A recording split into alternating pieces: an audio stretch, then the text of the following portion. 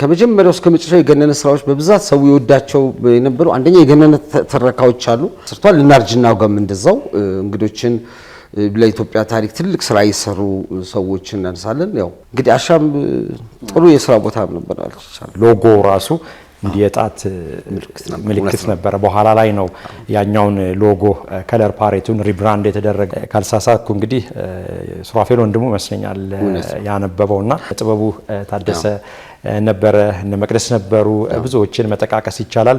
ግሩም ዘነበ ነበረ ምንወደው ምናከብረው በጣም ምንወደው ምናከብረው ሱራፌል ወንድሙ ነበርና አሃዱ ብለን እንግዲህ ጥቅምት 16 2013 ዓመተ ምህረት ነው እንግዲህ ዜና የተጀመረው። ትዝታው መቼም የማይረሳ ነው። እናወጋዋለን እናነሳሳዋለን። ከስሟን እነሳስቲ ያሻም ሞቶ ምን ነበረ? ከለሮቹን የጣቶቹን የሚያስታውሰኝ ሰው አለ?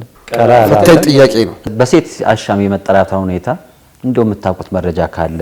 አሻም ስንል አሻም ሴት ናት እንዴ?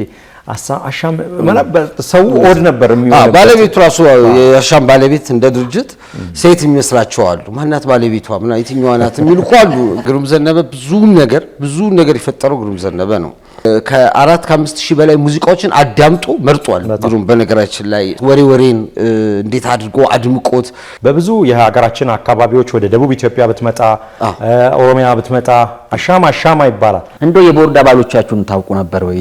ቀሲስ አሸናፊ የሚባል አንድ መምህር በርካታ ኤፍሬም ካሳሁን፣ ቴድሮስ ዳባ፣ ቢኒያም ቁስላሴ ካሜራ ላይ ብትመጣ ደግሞ ዲፒዎች በጣም ጎበዞች አው እሱን ይማረውና የገኔ የሊብሮ እንግዲህ ጥቁር ሰውን ጨምሮ የሚገርሙ ታሪክን ገነነ ብቻውን ቋሚ ላይብረሪ ነውና ዜና ክፍል እንደነ ትብለስ ተስፋ ያለች ትብለስ በጣም ጎበዝ ልጅ የምትታወቅ ነች። ብሪክስ አፍሪካ ነው የምትሰራው። እንደነ ካሳይ ዳምጤ፣ አማኑኤል ይልቃል፣ ሐሚድ አወል አሁን ቢቢሲ አፍሪካ በላይከይ ማለት ፓስተሩ ቢዝ ማለት ይቀሰቀሰው ሬሳው ሊቀሰቀስ እንትን ያለው አሻም ቤት ናፒ ነበር የሚባለው። ናፒ እኔ በአካል ራሱ አላቀው ያኔ በኋላ ላይ ናፒ ነውና አሻም ቤት ናፒ ነበር የሚባለው። ናፒ እኔ በአካል ራሱ አላቀው ያኔ በኋላ ላይ ናፒ ነውና አንዱ ድምቀቱ 100 ድምጾች ያሻም መለያና 100 ድምጾች አናርጅናው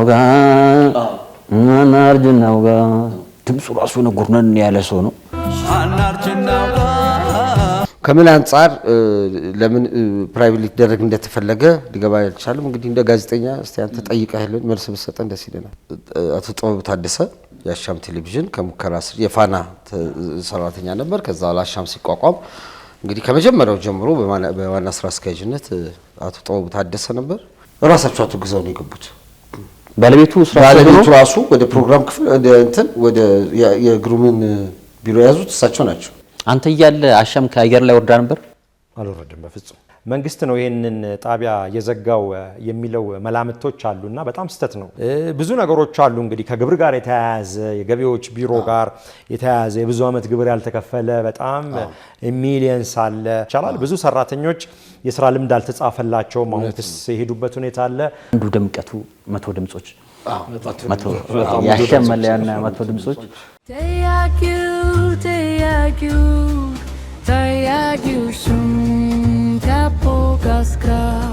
በጣም ጤና ይስጥልኝ ተመልካቾቻችን፣ ይህ ጠያቂው ሾው ነው። በዛሬው ጠያቂው ሾው ላለፉት 8 ዓመታት በኢትዮጵያ ሚዲያ ውስጥ ጉልህ ሚና የነበራት የምትጠራዋ በሴት በርካታ ታዋቂ ፕሮግራሞች የምትታወቅ ብዙ ነገሮችን ያቀበለች ከወሬ እስከ እናርጃናው ጋር ዛሬ ትዝታዋን እናነሳለን። ታህሳስ 1 ቀን 2018 ከ8 ዓመት በኋላ ተዘጋጅ ስለተባለችው ሚዲያ እኔም በአንድ ወቅት ነበርኩባት። ትዝታዋን እናነሳለን ዛሬ ከቀድሞ የአሻም ቲቪ ጋዜጠኞችና ሰራተኞች ጋር።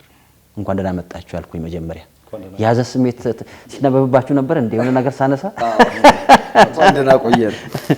መጀመሪያ ሲራሳችን አስተዋውቀን ማን ናችሁ የሚለውን ከአሻም ቲቪ ቆይታችሁ ውጪ ጥቂት ስለራሳችሁ ፕሮፋይል ነገር ነግራችሁኝ ከዛ ወደ አሻም መጣለን። ካንጋፋው ጀምር። መልካም ናፒታይ ይባላል።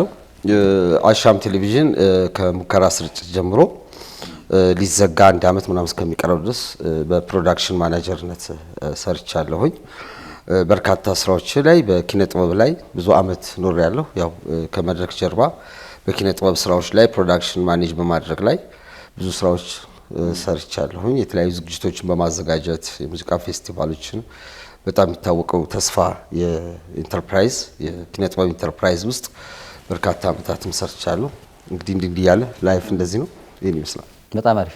ከገነነ መኩሪያ የገነነ ፕሮግራምና የሱ እንግዳ ጥቁር እንግዳ ጀርባ በርካታ ሎኬሽኖችንና ቦታዎችን በመምረጥ ብዙ መጣበታለን ማለት ትልቅ ታሪክ ያለው ብዙ ታሪክ ያለው ነው። ብዙ ነገር ካሻም ጋር ደግሞ ብዙ ነገሮችን እናስታውሳለን። እሺ ቦጋለ አመሰግናለሁ። እኔ ደግሞ ያው ተስፋሁን ሰይድ እባላለሁኝ። ለረጅም ዓመታት በተለያዩ የመንግስትና የግል ትምህርት ቤቶች በታሪክ መምህርነት እዚህ ከተማ ውስጥ አገልግያለሁ። አንድ 4 ዓመት አካባቢ ሆነኛውን ከማስተማር ሙያው ከቲቺንግ ፕሮፌሽን ሙሉ ለሙሉ ከወጣሁኝ ቤዜ መነሻዬ ግን የምወደውና የማከብረው ሙያ ትምህርት ነው። በመምህርነት እንግዲህ ብዙ ተማሪዎችን አፍርቻለሁ። እዚህ ከተማ ውስጥም አንድ 5 ትምህርት ቤቶች ሰርቻለሁ። እንግዲህ ያው ዲግሪ ሂስትሪ ቢሆንም ማስተርስ ጆርናሊዝም ነው አዲስ አበባ ዩኒቨርሲቲ። በኋላ ላይ ሙሉ በሙሉ ወደ ሚዲያው በማተኮር ከዚህ ቀደም ያው አባይ ሚዲያ አድሮ ዩቲዩብ በነበረበት ወቅት ትንታኔ ላይ ኋላም እንግዲህ ትምህርት ቤትም እየሰራው አሻም ማስታወቂያ ስታወጣ ዜና በአሻም ቴሌቪዥን እኛ ነን የጀመርነው ወይም በእኛ ጊዜ ነው። አሁን ደግሞ እንግዲህ በተለያዩ ሙያዎች ላይ እየሰራው ነው። ፒአር ኤንድ ኮሚኒኬሽን ማናጀር ሆኜ እሰራለሁ። የትውልድ ድምጽ በሆነው ኤኤምኤን አዲስ ሚዲያ ኔትወርክ ፍሪላንስ አንከርማን ኤንድ አናሊስት ነኝ። በዛው ልክም ሬዲዮ ላይም እሰራለሁ፣ ሌላም ተቋም እሰራለሁ። እንዲህና እንዲያ እያልኩ ነው ያለሁት። ይሄ ድምጽ በጣም ብዙ ቦታ ነው እየገባ በደንብ ይታወቃል። አዎ የሚገርም ድምጽ ነው። ዜና እንደተጀመረ አሻም ላይ የመጀመሪያዎቹ የገቡት እነ ተስፋውን ናቸው።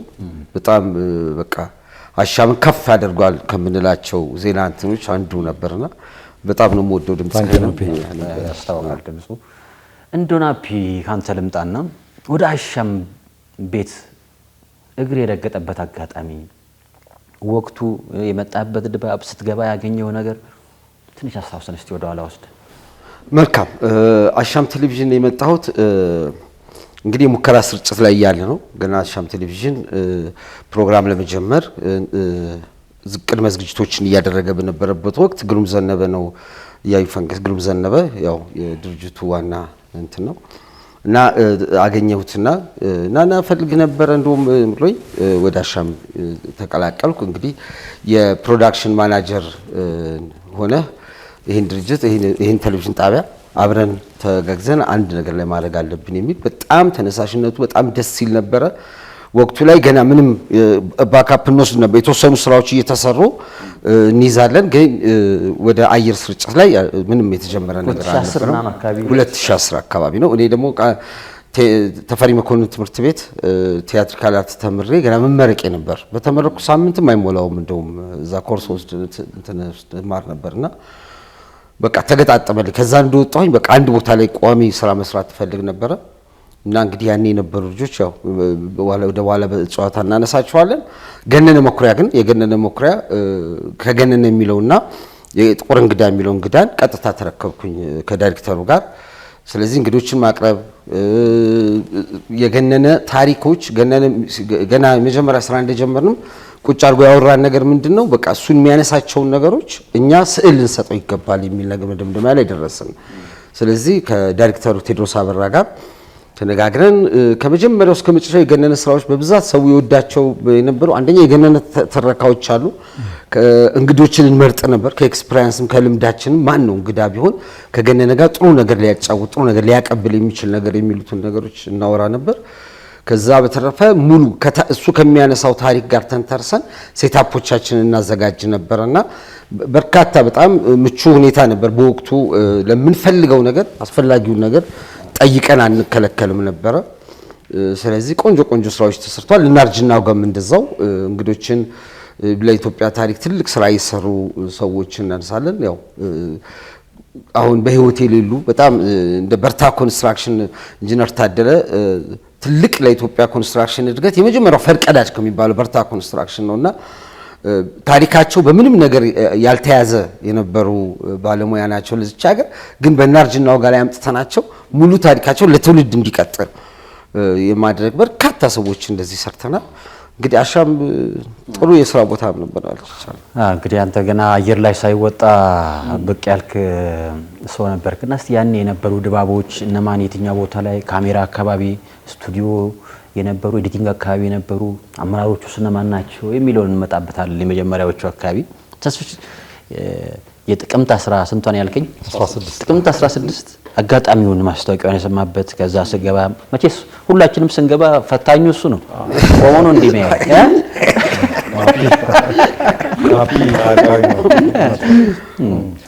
እና ያው በቴሌቪዥን ነው ለመጀመሪያ ጊዜ በራሷ ባሻም ቴሌቪዥን እንዳው ቅድም ናፒ እንደገለጸው መጀመሪያ ላይ ያው አንድ ራሱን ችሎ ሜንስትሪም ሚዲያ ሆኖ አሻም የሚባል ቴሌቪዥን መጥቷል ሲባል ትዝ ካለ ናፒ እንዳውም ሎጎ ራሱ እንዲየጣት ምልክት ነበር። በኋላ ላይ ነው ያኛውን ሎጎ ከለር ፓሬቱን ሪብራንድ የተደረገውና ኑ ያብረን እንስራ መልእክት ማስታወቂያ ሲወጣ ካልሳሳኩ እንግዲህ ሱራፌል ወንድሙ መስለኛል ያነበበውና በጣም ደስ ብሎኛል። እኔ ደግሞ ሚዲያም ላይ ያው ማስተርስ ኢን ጆርናሊዝም ኤንድ ኮሙኒኬሽንም ጨርሼ በተወሰነ መንገድ የዜናም ሆቢው ፓሽኑም ፍላጎቱም ይሁን ስለነበረኝ ለምን አላመለክትም ብዬ አመለከትኩኝና በኋላ ላይ የሚገርመው ነገር ወደ 5-6 ዙር ነው የተፈተነው። ዙሩ ፈተናው ወደ 2700 ሰው እንዳመለከተ ትዝ ይለኛል በወቅቱ።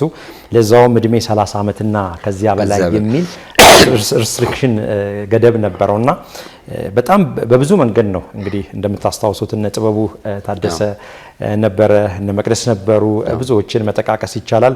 ግሩም ዘነበ ነበረ፣ የምንወደው የምናከብረው በጣም የምንወደው የምናከብረው ሱራፌል ወንድሙ ነበርና በተለያዩ ዙሮች እንግዲህ አንዴ የስክሪን ቴስት፣ አንዴ ቮይስ ቴስት፣ ቮካል በተለያየ አይነት መንገድ ፎቶጄኒክ መሆን ከስክሪን ጋር ያለን ነገር በሚል ያው በተለያየ አይነት መንገድ ብዙ ሆነን ወደ 100 ምናምን ቀረን። በኋላ ላይ ከ100 ምናምን ሰው ነው ደግሞ ከእንደገና ፊልተር አውት አድርገው ስክሪን አውት አድርገው 12 ሰው ቀረን። ከ12ታችን ደግሞ 8 ሰው ተወሰደ በኋላ ላይና ለመጀመሪያ ጊዜ ምን እንግዲህ ያው ዜና ስናደምጥ ነው ያደግነው። እኔ በልጅነቴም ያው ከዜና ጋር ያለኝ የኢትዮጵያ ራዲዮ አንድ ለናቱ በነበረበት ወቅት የኢትዮጵያ ራዲዮ ዜና ፋይል ያደመጥን ነውና ለምን ዋሴን እነ ዳሪዮስ ሞዲን እነ ሸቱ ገለቱን ብዙዎችን መጥቀስ ይቻላልና ኢንተረስቱ ስለነበረኝ ያው ቴሌቪዥን ላይ ለመጀመሪያ ጊዜ አሃዱ ብለን እንግዲህ ጥቅምት 16 2013 ዓመተ ምህረት ነው እንግዲህ ዜና የተጀመረው ለመጀመሪያ ጊዜና በወቅቱ በጣም አሻም ሰቅሎ የመጣ የራሱ ከለር የነበረው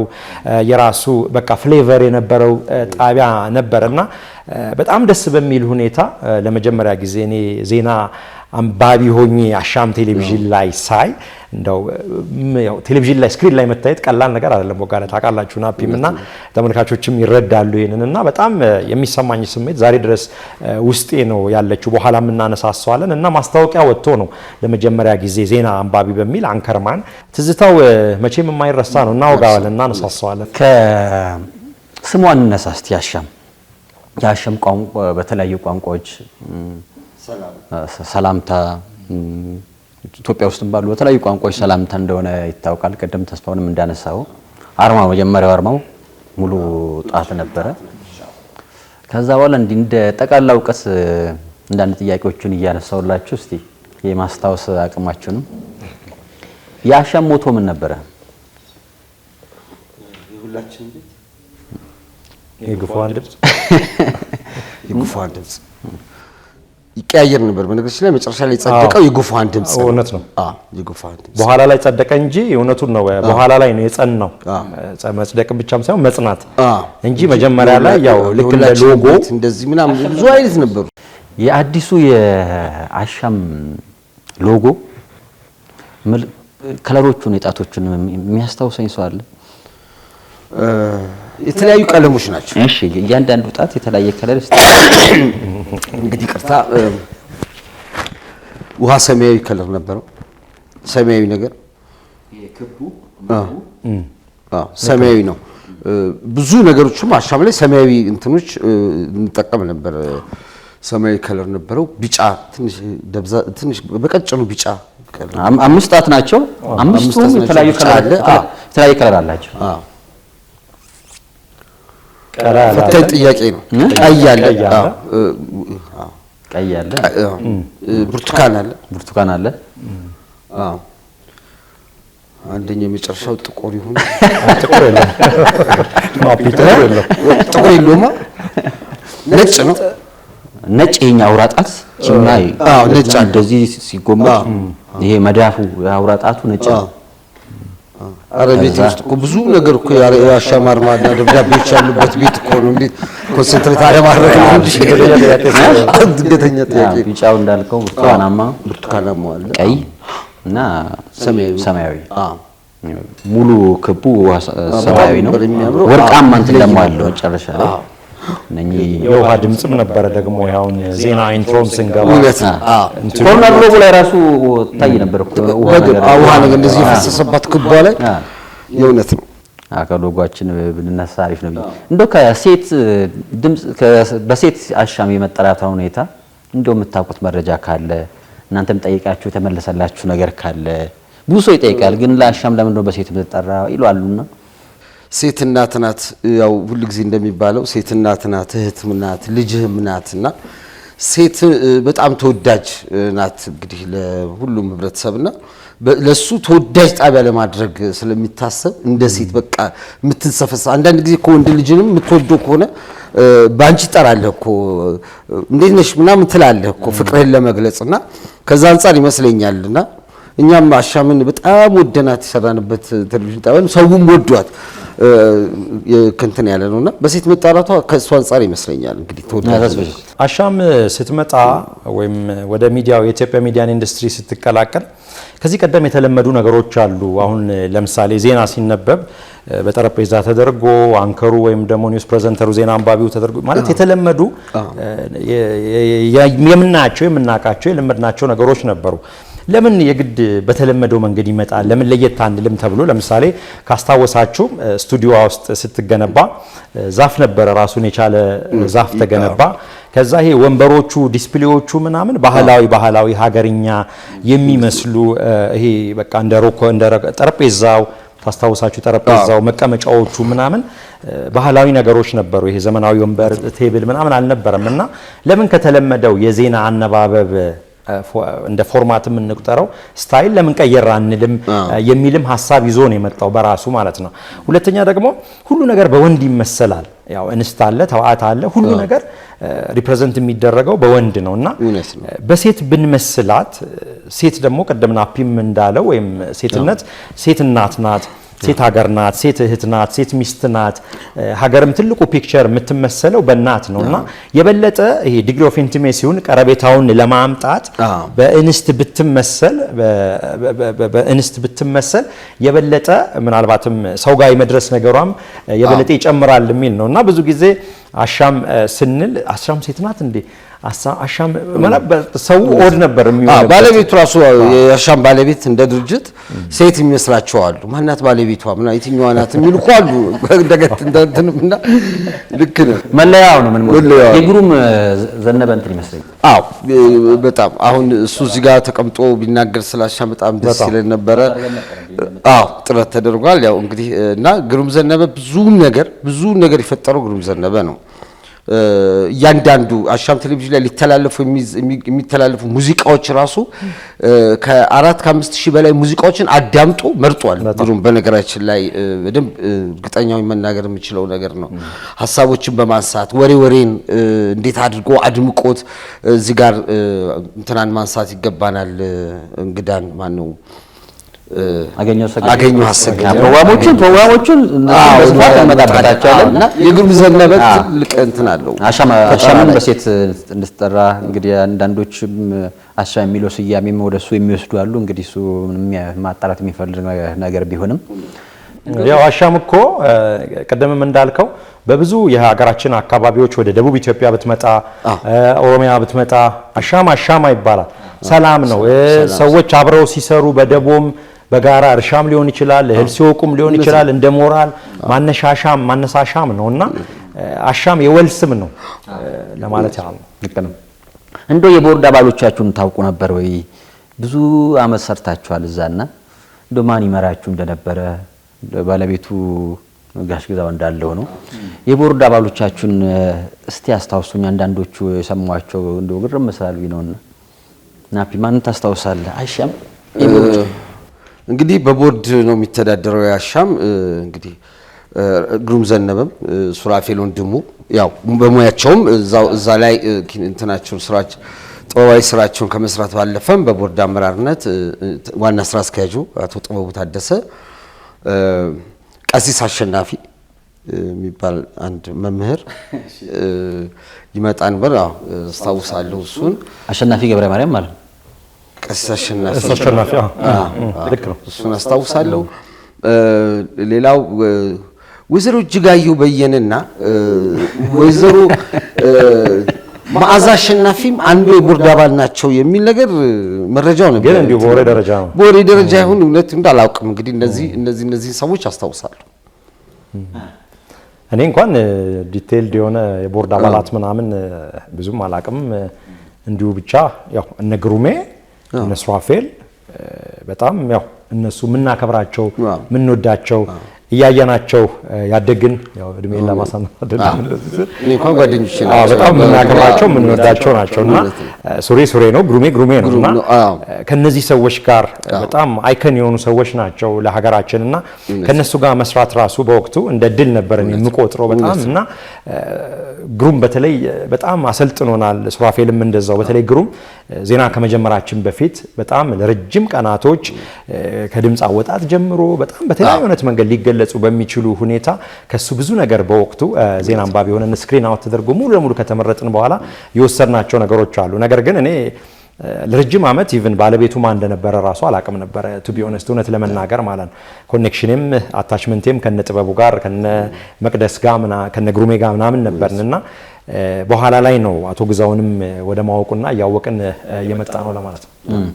ያው አንዳንድ ጊዜ የሚዲያው ጥንካሬ የሚዲያውን ድክመት ብዙ ነገር የቦርድ ሚና በጣም ትልቅ አስተዋጽኦ አለው ተቋሙ እንዲዘልቅም ምን እንዲልም እና የመረጃ ሳጣራ እኔም አንተም ናፒም እንዳልከው አሁን ቀሲስ አሸናፊ ገብረ ማርያም እንደው የቀድሞ የጋሽ ማሙድ ባለቤት ወይዘሮ እጅጋየሁ እንደውም ካንተን የሰማሁት የክብርት ወይዘሮ መዓዛ አሸናፊም እንደነበሩበት እንደገና ዘሌ ማን ነበር እንግዲህ ማረጋገጫ የለንም። እንግዲህ ወይዘሮ መዓዛ አሸናፊም ብሬማን ሳይሆን ብሬማን የሙዚቃዎችን በየባሉ ነበር።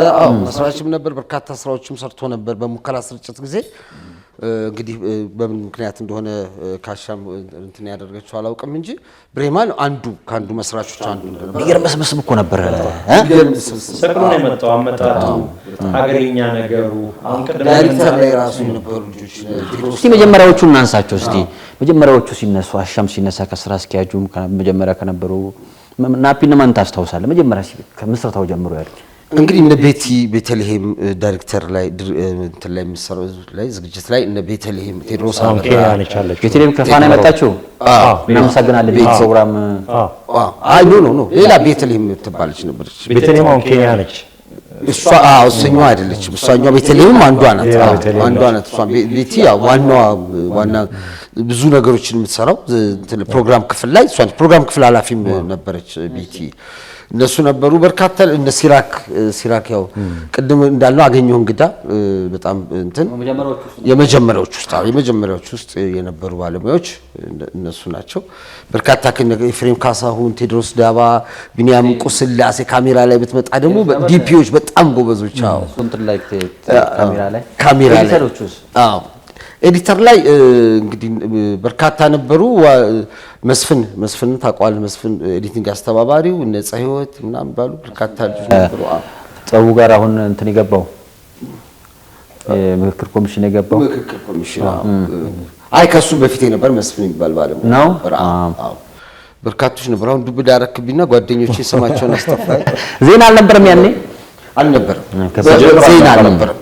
በሁለት ዓመት በነገራችን ላይ በሙከራ ስርጭት እኮ አየር ላይ ቆይቷል።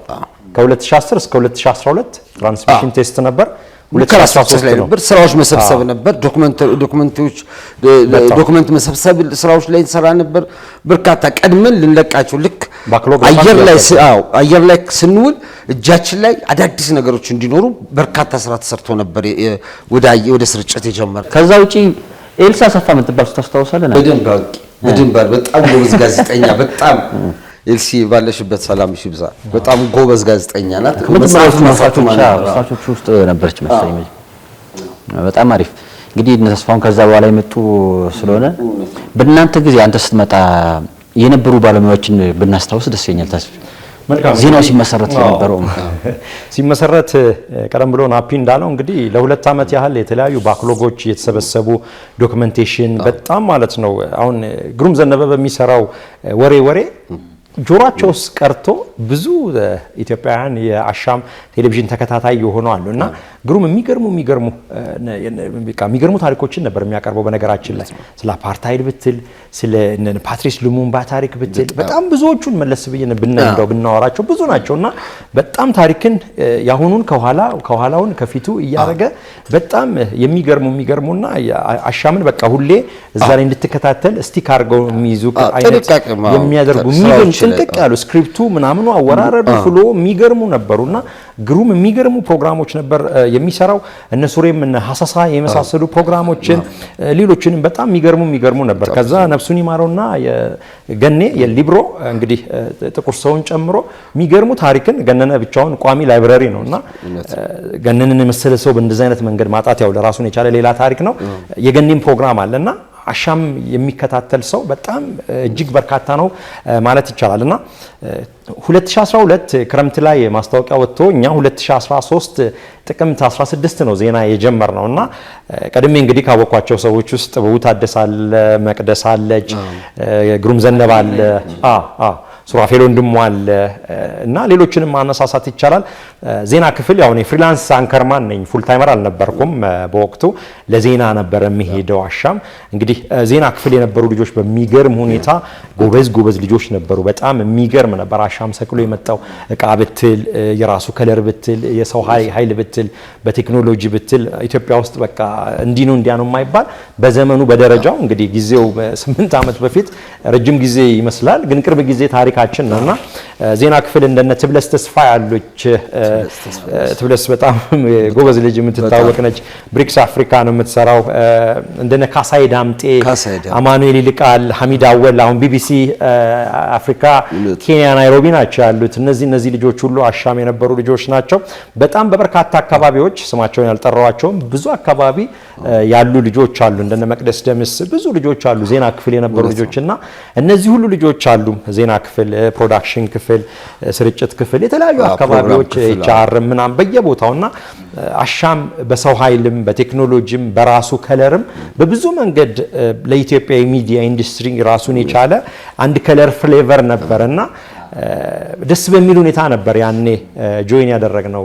ቦጌ ፕሮግራሞቹ ግን ትንሽ እናንሳና ወሬ እናልችናው ጋር ወሬ ራሱን የቻለ በቃ አገኘው ሰግር ነው እንትሮቹ የሚጽፈው ጎበዝ አገኘው ቤተልሔም ጽፍ ነበር። ቤተልሔም ጌታቸው ጽፋለች።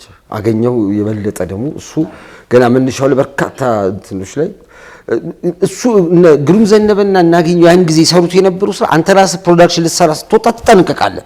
በዛ ደረጃ ካልሄደልህ የወረደ ስራ ለመስራት በቃ ትልቅ ፈተና ነበረ እና ትልቅ ልምድ የወሰድንበት ትልቅ ቤት ነበር አሻምና ወሬ ላይ በላይ ከይ ማለት ፓስተሩ ቢዝ ማለት ይቀሰቀሰው ሬሳው ሊቀሰቀስ እንትን ነው በርካታ እንደገና የ97 ግርግር ይታለፋል በሚል የተሰራ ይታለፋል ሁሉም ነገር ያልፋል በሚል የተሰራ ነው። ኮሮና የመጣ ጊዜ እንን ምን እናልፈዋለን ብሎ ግሩም የሰራው ዶክመንተሪ ነበር። በጣም የሚገርም የኮቪድ ጊዜ ከዛ ውጪ ይሄ እነኚህ የጥልቅ ዋናተኞቹ እናንተም ዶክመንተሪውን እነኚህ እሳት እና አደጋ ላይ ምን እንትሚሉ መሰሉ እሱን የሰራ ነው።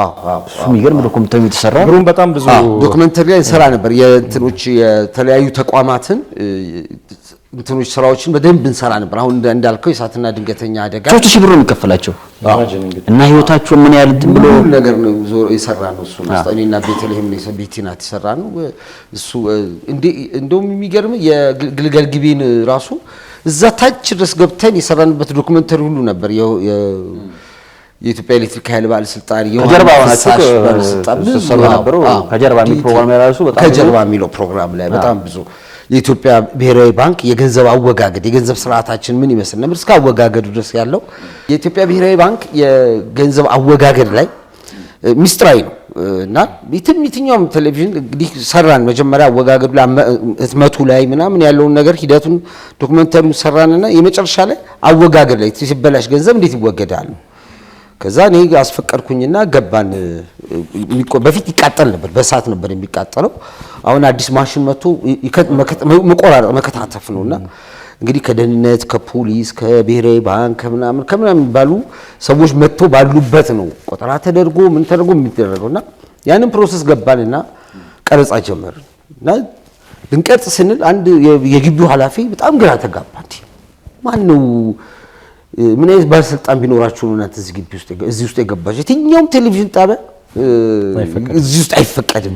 ምንድነው አለ እሱን ያስፈቀደችው አለችው እኔ ከውልልሃለሁ እዛ ጋር እስራኤል ለመስራት ይሄ ያለ ኮሚቴ ባለስልጣን ልጅ ነው ይላል ኧረ አይደለም ፕሮዳክሽን ማለት ምንድነው ፕሮዳክሽን ማለት እስቲ ጥናና አለኝ ምን ብለህ ነው ያስፈቀድከው ምን ብለህ ነው አይ እኔ ምንም እንግዲህ አሁን ቀድሜ አይፈቀድም የሚለው ነገር ቢነግሩኝ ኖሮ በቃ እንትን አታረጉም በቃ አይፈቀድም ብለህ ትሄዳለህ እኔ ምንም ማቀው ነገር የለም በድፍረት ፕሬዝዳንቱ ድረስ ነው የገባሁትና ተፈቅዶ የሚገርም ዶክመንተሪ ተሰራ ከዛ በኋላ ቴሌቪዥን ጣቢያዎች ራሱ እየደወሉ አረዛ ለመፍቀለ ገብተን እንደዚህ አይነት ነገር ለመስራት ምንድነው ብሎ ራሱ ስልኩን ደወልልኝ ነበር እና አሻም ደፍረን ሰራ ነበር ጃልሜዳ ራሱስ ይሄ የበዓል ጊዜ የሚተኮሰው መድፍ ማን ካልሰራን ተብሎ ጃልሜዳ በሌሊት ምናምን ነገር እንትን ተብሎ ከዛ መድፉ የሚተኮሱ ሰዎች ማን ፈቀደላችሁ በየተኩል ማን ግቡ ብሏችሁ ነው ለገና ደግሞ አናቅም እና አዘጋጁ መድፉ ግን የት ነው የሚያርፈው ብሎ ይጠይቃል እንዴ ወደ ላይ ነው የሚተኮሰው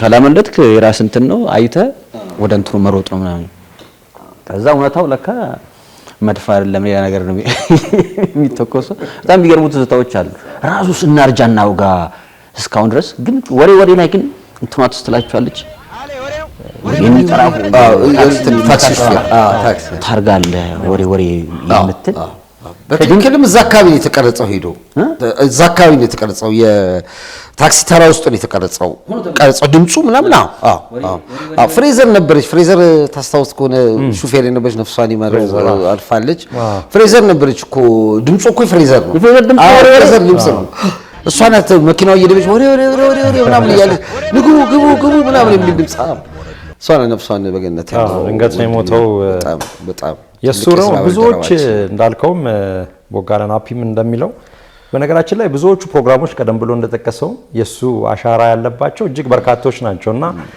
አሻም ቤት ናፒ ነበር የሚባለው ናፒ እኔ በአካል ራሱ ሳላቀው ያኔ በኋላ ላይ ናፒ ነውና ክሬዲቱን ልትወስድ ይገባል ብዙ ነገሮችና ወሬ ቀደምም ለማለት እንደፈለኩትና ናፒም እንደተጠቀሰው ብዙ ሰዎች የአሻም ቴሌቪዥን ተከታታይ ሆነው የቀሩት በወሬ ነውና ይሄ የታክሲው ግርግሩ ሰልፉ ድሮ በተለይ ታክሲ ግፊያ ምናስተዋውሰው ነው ድሮ ቦሌ ድልድይ ትዝ ይላችኋል ወይ ሜክሲኮ አካባቢ ወይ መገናኛ አካባቢ ሪል በቃ ማለት ሰውኛ የሆነ ነው ሂዩማን ኤሌመንት አለውና እንደዚህ ሲሆን ደግሞ ከቺ ሰውን የመያዝ ጆሮን የመያዝ እንትኑ አቅሙ ከፍ ያለ ነውና ግሩም ብቻውን በወሬ ፕሮግራም በርካታ ሚሊየንስ ኦፍ ኢትዮጵያንስ የአሻም ተከታታይ እንዲሆኑ አድርጓል ያ ብቻ አይደለም ኮንቴንቱ ይዘቱ እያንዳንዱ የሚቀርቡ ነገሮች በቃ ትምህርት ቤት እንኳን ቁጭ ብለህ እንደዛ አይነት ትምህርት ላታገኝ ትችላለህ በጣም ትልቅ ክሬዲት ሊሰጠው የሚገባ ፕሮግራም ነው ሱራፌልና ግሩም ናቸው የሚገርመኝ ወሬ ባገኘው አጻጻፍ በግሩም ትረካ እነሱ ሲያቆሙ ሊደገም የማይሞክር ማንንም እጁ የማያስገባበት አስቀጥለዋለች በራሷ ናሬሽን ይሄ የአንበሳ አውቶቡስን አሪፍ አድርጋ ሰርቷለች መንግስትን ስትቃወም ምንም ስትልም ሁሉም እየተነሳ እንዴት የሚያወርደው አንበሳ መከረኛው አንበሳ የህዝብ አገልጋይ መስሪያ ቤት ነውና እናመሰግናለን ፕሮግራም ሰርተናል አሻም ሆስት ላይም አሻም ቡፌ የሚባል ፕሮግራም ነበር ወደ መዝናኛ እዛ ላይ ሆስትም አድርገን አንድ የአንበሳ አውቶቡስ የረጅም ዘመን እንትን አሽከርካሪ አድርገን ሰርተናል አንበሳ በጣም በነገራችን ላይ አንበሳ አውቶቡስ ሰራተኞች ማኔጅመንት ለሁሉ ክብር ይገባቸዋል የእውነት ህዝብን ከሚያገለግሉ ተቋማት ግንባር ቀደም ጥራ በባልኔ አንበሳ አውቶቡስ ስለምጠራ ደሞም ሰርተን አመስግነናችኋል። በአሻም ቴሌቪዥን ይገባችኋል። አንተ በመኪና ራስ መኪና ስለምትሄድ አሻም ሲነሳ ግን ድምቀቱ 100 ድምጾች የአሻም መለያና 100 ድምጾች የእውነት ነው። አሻቡፌም ራሱ የእሁዱ መዝናኛ ፕሮግራም ከተለያዩ ካምፓኒዎች እየሄድን ነበር። ሆስቱ እንትን ውስጥ ስቱዲዮ ውስጥ ቆሞ ሳይሆን የሚያስተዋውቁ ፕሮግራሙን የሚያስተዋውቀው ወፍጮ ሌሎች ሰዎች ናቸው። ወፍጮ ቤቱ ትዝልኛል። ወፍጮ ቤት እንትን የሚል ሰውዬ ከዚህ ቀጥሎ ደግሞ እንትን አንተ ታቀርብላችኋለች እያለ በተለያዩ ነገሮች ልጠቅም ህዝቡን ሁሉ ጋዜጠኛ ሊያደርግ የነበረ በጣም ብዙዎች እኔ ግን ገና ማለት ተወዳድሬም ሳልገባ ገና አየር ላይ መዋል እንደጀመረ ቀደም ብለንም እንደተጠቀስነውና እንደሚታወቀው 2 ዓመት በሙከራ ስርጭት ቆይቷል እና ሲሄዱ ከነበሩ ፕሮግራሞች ውስጥ አንዱ 100 ድምጾች ነበር። እኔ ደግሞ ጥሎብኝ የድሮ ቴዲ ነበር የሚያዘጋጀው ሙዚቀኞችን በጣም ሙዚቃዎችን እዮብ ነበር የሚያዘጋጅ መጀመሪያ እነዛን ሙዚቃዎች ወድ ስለነበረ ብዙ የአሻም ተመልካቾች በ100 ድምጾች የድሮ ሙዚቃዎች ተቀናብረው ጆሮሁን በቃ የሚይዝ ፕሮግራሞች ማለያ ነበር። ግን ጠይቄ እኔም ከገባው በኋላ አሻም ያልተመለሰልኝ ያው ለምን 100 ድምጾች ተባለ ብዬ አንድም ሰው ሳይነግረኝ እስከዛሬ አናርጅናው ጋር ድምጹ ራሱ ነው ጉርነን ያለ ሰው ነው።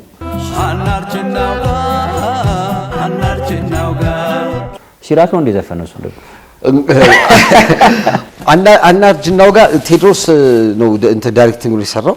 ከኔ ጋር ሆነን የሰራ ነው የመጀመሪያው ኢንትሮ ገና መግቢያው ራሱ ታስታውሳት ከሆነ አንድ ጥላ ነገር ጋቢ ነገር ያለ ከዘራ እዚህ ጋር አለ። እዚህ ጋር ቡና የድሮ ስኒ ቡና ምናምን አለ። በጣም ጫስ ሲል በቃና የአባቶች የልምድ ወግ ጨዋታ ነው እንዲሆን የተፈለገው አናርጅናው ጋርና ጥንቃቄ አድርገን እኔ 10 ሰዎች አናርጅናው ጋር እንዲቀርቡ አድርገን 2 ሊሆኑ ይችላል የሚጸድቅልህ በቃ አዘጋጆቹ እኛም በቃ ሁላችን እንትን ስናደርግ እና እነ ፊት አውራሪ መኮንን ዱሪን በርካታ ሰዎች ቅድም እንዳልኩ ኢንጂነር ታደሰን ምን አናርጅናው ጋር ለምን ያልተሰራል በጣም ትልቅ ሰዎች ታሪካቸው ተቀምጦ ለትውልድ ተላልፏል።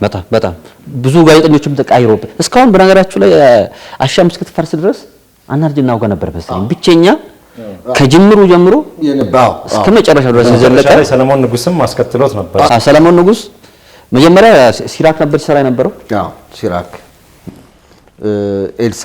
ኤልሳም ሰርታለች በነገርሽ ላይ እናርጅናው እንግዳ ታረቅ ነበር። ኤልሲም ትሰራ ነበር። ያው እንግዶች ፕሮግራም ክፍል እንዴት መሰለህ ያው ሁላችን አንተም ነበርክበት ታውቀዋለህ። እንግዳ ለማቅረብ ማን ነው የምናቀርበው ከሌ ብለን እንነጋገር ሁላችን ፕሮፖዝ እናደርጋለን። ከዛ ሁሉም ያጸደቀውን ሰው አንዱ ኢንተርቪው ያደርጋል፣ አንደኛው ሴታፑን ቦታውን ምናምን ያዘጋጃል። ከእንግዳው ጋር ኮንታክት ማድረጉ ምናምን እኔ ይዛለው ወይ ስላክ ይዛል። እንደዚህ እያደረግን ነው የሰራነውና የጋራ ስራ ነው። ግን አንድ ነው ሆስት አድርገው የሚወጣው ማለት ነው።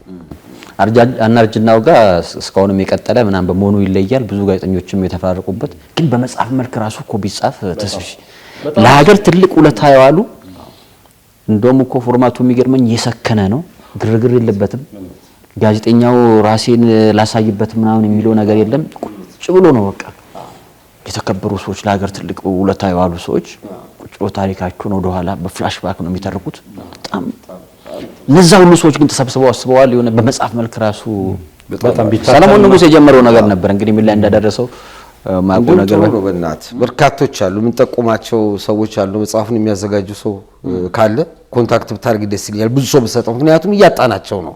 ቅድም እንዳልኩ እድሜያቸው የሚገፋ ስለሆነ ሀገራችን እንዳላችሁት ብዙ ጀግኖች አሏት። ብዙ ያልተነገረላቸው ያልተዘመረላቸው አንዳንዴ ይሄ ብዙ አዋቂዎች ያለባት ሀገር ነች ኢትዮጵያ እና ዘ ሳይለንት ማጆሪቲ የሚባለው ዝም ሲል አንዳንዴ ጥቂት አዋቂ መሳል አዋቂዎች መድረኩን ሲቆጣጠሩት ሀገሪቷ ሰው እንደሌላት እስክትመስል ድረስ ነው የሚሆነውና አናርጅናው ጋር ታዲያ ፕሮግራሙ ጸጥ ያለ በጣም ብዙ ስራ እየሰሩ እነሱ ብቻ በናሬሽን የለው ሰዎቹ ናቸው የሚሄዱትና ብዙ ሰዎች አሉ ሳይነገርላቸው ሳይወራላቸው ወይ ስራቸው ወይ ማንነታቸው ወይ በመጽሐፍ አልተጻፈ ወይ ዶክመንትድ ሳይሆን ብዙ የሞቱ ሰዎች ነበሩና አናርጅናው ጋር ላይ በጣም በርካታ እንግዶች ነበር የቀረቡት። እንዲህ አይነት ሰዎችም አሉ እንዴ እስክንል ማለት ነውና ቢኖር ቢዘልቅ ቢቆይ ቢቀጥል ብለህ የምትጓጓለት የምትመኘው አይነት የቴሌቪዥን አንድ ፕሮግራም ፎርማት ነበርና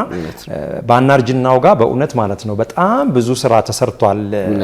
ኋላ ላይ እናነሳዋለን። ዩቲዩብ ላይ የነበሩ ፕሮግራሞች እስከ መጥፋት ድረስ ከዚህ ጋር ያያይዘን እንጂ ማንሳት ያለብን አንዷ ያናርጅናው ጋር አዘጋጀ ኤልሳቱን አላቅም ፌስቡክ ላይ ጽፋየው ፌስቡክ ላይ ፕሮግራሞችን ከዚህ በፊት አሻም ላይ ሰራዋቸውን ፍለጋ ዩቲዩብ ገባዋለች እንዳለ ፕራይቬት ተደርጓል።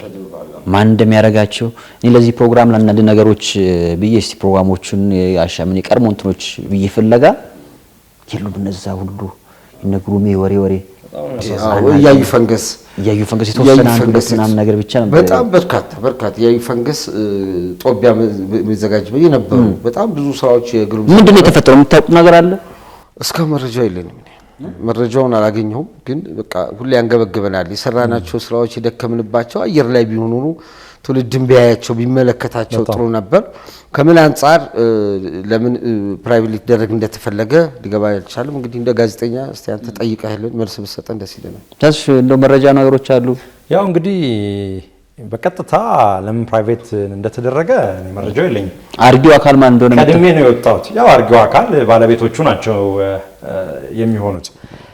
በጣም የማይገኙ ትውልድ ላያቸው ሊመለከታቸው ሊማርባቸው ሊገነዘብባቸው የሚችሉ በጣም ጎልደን የሆኑ ፕሮግራሞች ናቸው እንዲጠፉ እንዲወገዱ የተደረገው ከዩቲዩብ ላይና ይሄ ደግሞ እንግዲህ በአንድም በሌላ መንገድ ከሚዲያው ጋር ከመዳከም ጋር ከሚዲያው ጋር ሄዶ አሁን እስከ መዘጋት ደረጃ የደረሰበት ሂደት ውስጥ አንዱ አካል ሊሆን ይችላል የሚል እንግዲህ ግምት አለኝ። ግን ሚዲያውን ቢዘጋ ቢያንስ ዩቲዩብ ላይ እነዛ የተሰሩ ፕሮግራሞች ቢቀሩ መልካም ነበረ። ብዙዎች የሚማሩባቸው ደጋግመህ ሁሉ ጠግበህ ማታያቸው የምትደጋግማቸው ሁሉ ፕሮግራሞች የነበሩበት ሁኔታ ነው ያለማጋነን ማለት ነውና ከሚዲያው መድገም ጋር የተያያዘ ሊሆን ይችላል ምናልባት ብዬ አስባለሁ። ግን ለምን ስፔሲፊካሊ ከዩቲዩብ ላይ ሊወገድ እንደቻለ ምክንያት አላውቅም። ያ እንግዲህ እኔም ያገኘሁት መረጃ እዛው አካባቢ ኃላፊነት ላይ ያሉ ሰዎች እንደሆነ ሲነገር የነበረው ስልክ ራሱ እንደውለን ነው አሉ ሄሎ እንዲህ በዚህ ቀን የሰራሁትን ፕሮግራም ለሆነች ነገር ስለምፈልጋት ለ5 ደቂቃ ፕራይቬት ይሁን ፐብሊክ አድርግልኝና ቪዲዮውን አውርጄ ከዛ ተመልሷል ፕራይቬት። እሺ አፍጥኙ ቶሎ እንትን ብለሽ አሁን አውርጂ ፐብሊክ ይደረግላታል። የምትፈልገው ፓርት ብቻ ምናምን ዳውንሎድ አድርጎ ከዛ ፕራይቬት ጭናለሁ ብለሽ ድጋሚ ሌላ ቦታ ምናምን ኮፒራይት ወይ ምናምን ነገር ትብዬ እሺ ኧረ እኔ ሌላ ቦታ እንትን አለ። የቅርብ ሰዎች የሆኑ ናቸው እንደዚህ ራሱ የሚወስዱት። ይሄኛውን ቪዲዮ ፐብሊክ አድርግልኝ እስቲ ምናምን እየተባለ አንድ ግለሰብ ነው የሚወስነው አሉ። ከዚህ ፊት እንግዲህ ለ8 ዓመታት የተሰሩ ፕሮግራሞችን እንዳለ በርካታ ሰው ድካሞች ያሉበት በጣም ለማንኛውም እንግዲህ እነኛ የተሰሩት የአሻም ታሪኮች ራሱ ተመልሶ ደግሞ አንድ ቀን እንግዲህ ፐብሊክ ሆነው ምናይበት አጋጣሚ ይኖራል ብዬ አስባለሁ። እንዶ አመራር ላይ የነበሩ የአሻም ሰዎችን ጥቂት ማንሳት ያለብን ይመስለኛል። እንዶ ናፒና ማን እስከማን ጊዜ ነበር ካንተ በጥበቡ ጊዜ እንደቀረ በጥበቡ ጊዜ አቶ ጥበቡ ታደሰ የአሻም ቴሌቪዥን ከሙከራ ስር የፋና ሰራተኛ ነበር። ከዛ ለአሻም ሲቋቋም እንግዲህ ከመጀመሪያው ጀምሮ በዋና ስራ አስኪያጅነት አቶ ጥበቡ ታደሰ ነበር። ምክትል ነበር እንዴ ግሩም ዘነበ? ግሩም ዳይሬክተር ነው በሙያው ነው የሚሰራው ግሩም እንጂ አመራር ላይ ብዙ ጊዜ እንትን የለም። ግን ያው እንደ ቦርድ ሜምበር ስለነበር በዛ ላይ በውሳኔዎች ላይ ምናምን ሊኖር ይችላል እንጂ ሙያው ላይ ነበር ትኩረት የሚያደርገው። ጽሁፎቹ ላይ ፕሮግራሞቹ የሚተላለፉት ነገር በቃ ደረጃውን የጠበቁ ነገር እንዲሆኑ እዛ ላይ በጣም ይሰራል እንጂ እንትን ነው። ሌላው በአስተዳደር ላይ እንግዲህ ከግሩም በኋላ ማን የተተካው? ራሳቸው አቶ ግዛው ነው የገቡት። ባለቤቱ ራሱ ወደ ፕሮግራም ክፍል ወደ እንትን ወደ የግሩምን ቢሮ ያዙት እሳቸው ናቸው። የጥበቡማ እስካለ ድረስ ነው። እኔ ጥበቡ እያለ ነው ሪዛይን ያደረኩት። በቃ ወጣሁት። እንግዲህ ከጥበቡ በኋላ ማን ነው እንትን ያለው? አይ መሰለው ነው ቅድም እንዳለው ግሩሜ ያው ሞሮፍ ቴክኒካል ነው ሙያዊ ነው።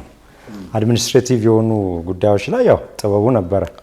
ጥበቡ ታደሰ አሁን የኢትዮጵያ ሀገራዊ ምክክር ኮሚሽን የቃል አቀባይ ሆኖ እየሰራ ነው። በዚህ አጋጣሚ ለሚዲያው ብዙ የደከመ ብዙ የለፋ ነው እስከገባኝ እስከምረዳው ድረስ። ፋና ብዙ አመት ሰርቷል። ያኔ ሀገር አቀፍ ስርጭት በነበረበት ወቅት ያው ፋና ኤፍኤም 98.1 1999 ነው የመጣው አየር ላይ። ከዛ በፊት ያው ፋና በሾርት ዌቭ ብዙዎቻችን ስናደምጥ ነበርና ብዙ አመት የሰራ ነውና ግሩሜ ነው ደሞም ከፋና ወደ አሻም ጥበቡን ኢንቫይት አድርጎት የመጣው። ያው አብረን እንስራ፣ አብረን እንለወጥ፣ ሚዲያውን እንቀይር ሲባል ያው አብሮ በጋራ የመጣው እሱ ነውና ረጅም አመት ጥበቡ ነው ብዙ የመራው። ጥበቡ ከወጣ በኋላ ያው ጥበቡ የወጣበት መንገድ ብዙ አይነት ነገሮች አሉ፣ ያው ዲቴይልድ የሆኑ ነገሮች። ኤንዌስ እሱ እንዳለ ሆኖ ያው ጥበቡ ከሄደ በኋላ በተወሰነ ጊዜ እሳቸው አቶ ግዛው ራሳቸው እንደ ባለቤትም እንደ ስራ አስኪያጅም ሆነው ዱዋል ፐርፐዝ ኖሯቸው ያው ሲሰሩ ነበረ። በጣም መልካም ሰው ነበሩ። ያካሄድ ችግሮች ግን አንድ ችግሮች ነበሩ። ሚዲያው ለዚህ ደረጃ ሊደርስ ሊበቃ እንደሚችል ያስታውቅ ነበር። ካያያዝ ካቀዳደድ እንዴት ነው እንደሚባለው አይነት ማለት ነውና በኋላ ላይ እንግዲህ ሰው ያፈላለጉ በነበረበት ወቅት አቶ ጌታውን ንጋቱ የመጣበት ሁኔታ አለ። ከጌታውን በፊት ግን ሰው ኃይል ፋይናንስና አካባቢ የነበረችው መቅደስ በስራ አስኪያጅነት ቦታ አልያዘችውም የጥበቡን ቦታ? አዎ መቅደስ ይዛው ነበር። እውነት ነው። እሳቸው እና ስራ አስኪያጅነት ሆነው ግን እሷም በአስተዳደር ኃላፊ አይደለች። ፋይናንስና አስተዳደር ፋይናንስ እንኳን አልነበረችም። ሰው ኃይል አስተዳደር ነው። ሰው ሀብት ነበረች። እንደ አክቲንግ ሆና ግን ተወክለው ከሄደ በኋላ ሪፕሬዘንት ተደርጋ ትሰራ ነበረ። ጥበቡን ከወጣ በኋላ ያው ባለበት ሆኖ ሚዲያውን ያግዝ ነበር፣ ይሰራ ነበረ። ብዙ የፕሮጀክት ስራዎችን ይሰራ ነበረ። ሚዲያው ኢንካም የሚያገኝበት በጨረታዎች ወደና ሲያርዴን ራሱ የፍትህ ሳምንት አንባል ፕሮጀክት ራሱ ሰርተናል አስታውሳለሁ። ጥሩ እንቅስቃሴዎች ነበር። አሻም ራሷን በሆነች ነገሮች በገቢም የሚገርማችሁ 6 ሚሊዮን 7 ሚሊዮን ይሆናል የአሻም መጀመሪያ መነሻ ካፒታል። እንግዲህ የአንድ መኪና ዋጋ ምናምን ያኔ ኢንካም ለማምጣት እንዳልከው ቦጋለ ፕሮጀክቶች ይሰሩ ነበረ። ዶክመንተሪዎች ከመስሪያ ቤቶች ጋር ይሰሩ ነበረ። ከዋና ፍሳሽ ጋር ከመብራት ጋር እንደዚህ ከተለያዩ ድርጅቶች ጋር ሰራ ነበር። እውነት ነው። እና ገቢውን ለማሳደግ ያደርግ ነበር። ያው ማስታወቂያ ብዙም አልነበረም። እንደውም ሰዎች ጥያቄ ሆነባቸዋል። ገቢው ከየት ነው የሚመጣው? ማስታወቂያ የለም ምናምን። እና ለማንኛውም ወደ ጠየቀኝ ጥያቄ ሲሄድ እሷ የተወሰነ ሰራችና ያው በኋላ ላይ በአጭር ጊዜ ውስጥ መቅደስን ሪፕሌስ እንዳደረጉና ጌታውንን እንዳመጡ። ጌታውን ድሮ የኢትዮጵያ ራዲዮ ዜና ፋይል የምናውቀው ነው። በሸገር ላይም አሁን እሸት ያሰፋ ፕሮግራም መቆያን እሱ ነው። ቀድሞ አሃዱ ላይም የምናውቀው ነው ብዙና ሀገሬ ላይም በተወሰነ መንገድ በኋላ ላይ ጌታውን ከመጣ በኋላ እንግዲህ ተቋሙን በአዲስ መልክ ለማስተካከል የተሞከረበት እነ ዮሐንስ አሰፋ ዜና ክፍል ነበረ፣ ሌሎችም እንደዚሁ። ነገር ግን ነገሮች ያው የተበለሻሹ መሄድ ጀመሩ። ብዙ ነገሮች ከጠይቅን ማንሳት እንችላለን በሌላ ዙር። ከጌታውን በኋላ አሁን አሻም ስርጭት እስክታቆም ድረስ ህያውነ የሚባል ሰው ነው ባላፊነት ቦታ የነበሩት።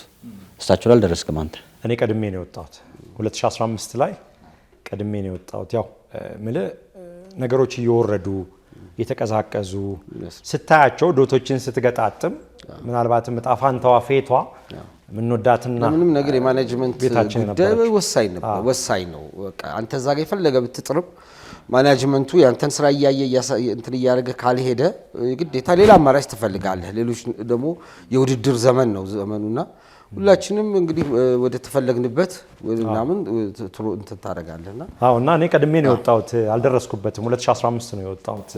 አንተ እያለ አሻም ከአየር ላይ ወርዳ ነበር? አልወረድም በፍጹም። እንኳን ሊወርድ እንደውም ጌታውን እንደመጣ አካባቢ የአየር ሰዓት አብዛኛው ክፍት የነበረበት ሰዓት ነበረ። በአዳዲስ ፓኬጆች በአዳዲስ ፕሮግራሞች ለመሙላት ለማስተካከል ጥሩ መነሳሳቶችና አሻም ሲጀምር ይሄ ፖለቲካልና ሪሊጂየስ አፊሊዬሽን አልነበራትም ከማንም ጋር ኢንዲፔንደንት ሆኖ የመስራቱ ነገር ነው። በማህበረሰቡ ዘንድ በህዝባችን ዘንድ ደግሞ ያላት ኢሜጅ ሪፑቴሽን ወይም ደግሞ ምልከታዋ በጣም ትልቅ ነበር በነገራችን ላይና የበለጠ ለማስተካከል ለማሻሻል እየሰሩ በነበረበት ወቅት ነው ያው የራሴን ውሳኔ ወስኜ እኔ በግሌ በራሴ ፍቃድ ነው እንግዲህ ለቅቄ ነበረው። በጣም አሪፍ። የባለቤቱ የጋሽ ግዛው እንግዲህ እዚህ ፕሮግራም ላይም እንግዳ ሆነው እንደምን ተፈጠረ ሌሎች ሚዲያዎችም የሚጠቅም ነገር ካለ በዛው ልምድ ሌላ አካል ጫናም ኖሮበት ከሆነ ህዝቡ ግልጽ እንዲሆን የሚፈልጋቸው ነገሮች አሉና ብዬ አውርቻቸው ነበር።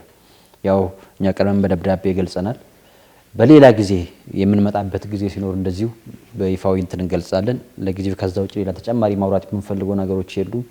በክስም ምናምን የተያዙ ጉዳዮች ስላሉ እነሱ ካለቁ በኋላ የሚል ነገሮች ነው ሲያነሱልኝ የነበረው። እንደው እናንተ በነበራችሁበት ጊዜ እንግዲህ ያኔ አዲስ አበባ አካባቢ ነበረ 24 አንድ ሙሉ ህንጻ 4 ግራውንድ ፕላትፎርም በኪራይ እንግዲህ ለ6-7 አመት ይመስለኛል። እቃዎቹ ራሱ ቦጋለ እቃዎቹ ማቴሪያሎቹ ህንጻው ብቻውን ዝም ብሎ ግንቡ አይደለም እኮ ውስጥ ያሉ የሰው ኃይል በቴክኖሎጂ በብዙ ነገር ማለት የተደራጀ ጥስቅ ያለ እኮ ሚዲያ ነበር።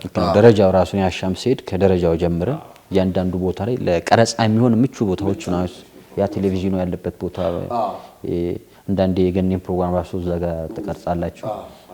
በጣም የሚገርሙ ነገሮች ነበሩ። ግን እሳቸውም የለፉ ይመስለኛል ለሚዲያውን እንትን ለማለት ብዙ ትርፍ ሳያገኙ እንደውም በወሬ ሰማኔ በርካታ ንብረቶቻቸውን ሽጠው ለአሻም ሲያውሉ እንደነበር መረጃዎች ነበሩኝና ያን የነበረው የእሳቸው መስዋዕትነት እንደገና ደግሞ እንዲህ ቢያደርጉ ኖሮ ብለህ ልታነሳ የምትችላቸው ነገሮች ካሉ ስለ አቶ ግዛው ነገር ብናገኝ ደስ ይለኛል። አቶ ግዛው ለሚዲያው እንትን በሙያቸው ግሩሜና ሱራፌል ሌሎች ባልደረቦቻቸው እንትን ሲያደርጉ እሳቸው ሙሉ ፈቃደኛ ሆነው ከፍተኛ ኢንቨስትመንት የሚጠይቅ ግን ትርፍ ቶሎ ማታይበት ኢንዱስትሪ ነው ሚዲያ እንደሚታወቀውና ግን በርካታ ነገሮቻቸውን በሌላ ስራዎች ያተረፉትን ሀብታቸውን ጥሪታቸውን አሟጣው አሻም ቴሌቪዥን ላይ ያደረጉት እንደዚህ አይነት ለታሪክ የሚተርፉ ስራዎች እንዲሰሩ የሚያደርጉት እሳቸው ናቸውና በጣም አቶ ግዛው ባሉበት ረጅም እድሜና ጤና እመኝላቸዋለሁኝ። ዋናው ነገር ባለሙያ የኪነ ጥበብ ባለሙያ ማኔጅመንት ላይ መቀመጥ የለበትም። ኪነ ጥበብን የሚሰራው ኪነ ጥበብን ነው መስራት ያለበት። ማኔጅመንትን የሚሰራው ማኔጅመንትን መስራት ያለበት።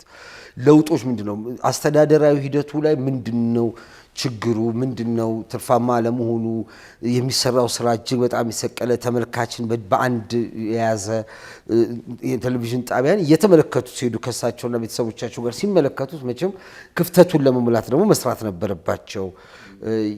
የአንድ ሰው የሁለት ሰው እንትን ብቻ መስማት ሳይሆን ሪፖርት መስማት ሳይሆን ተጨባጩን ነገር አይተው መፍትሄ ቢፈልጉለት ኖሮ እዚህ ደረጃ አይደርስም ብዬ መናገር ደፍራለሁኝ እንጂ እሳቸው ያደረጉት ነገር ቀላል ነገር አይደለም።